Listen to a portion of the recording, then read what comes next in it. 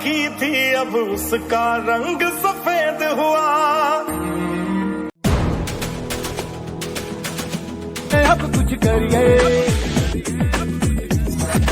ओ कोई तो चल सिद्ध फड़िए, तू बेतरिए या मरिए, हाय कोई तो चल सिद्ध फड़िए, तू बेतरिए या मरिए। चक दे हो चक दे इंडिया, चक दे हो चक दे India. Today, on this momentous occasion of Independence Day, let us all acknowledge our privilege of being born in free India. We all know what a Herculean task it was to fight against the Britishers who ruled our motherland for many years. Those difficult times and struggles must not be allowed to fade away from our memories. Hence, every Independence Day, we not only celebrate our freedom, but we also pay tribute to the ones who fought for it.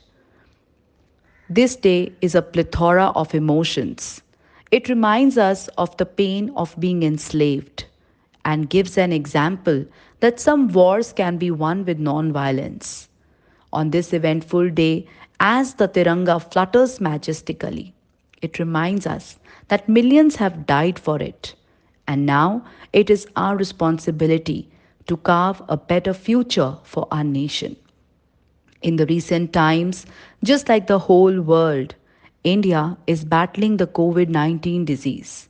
But despite being the third most COVID infected country and having the second largest population in the world, India has earned a pat on the back for its efforts to contain the spread of the disease. But fighting this disease is our joint responsibility and not just the primary concern of the authorities. So I request everyone to exhibit appropriate COVID 19 behavior and get yourself vaccinated to ensure that soon our beloved nation and the whole world is free of this deadly disease.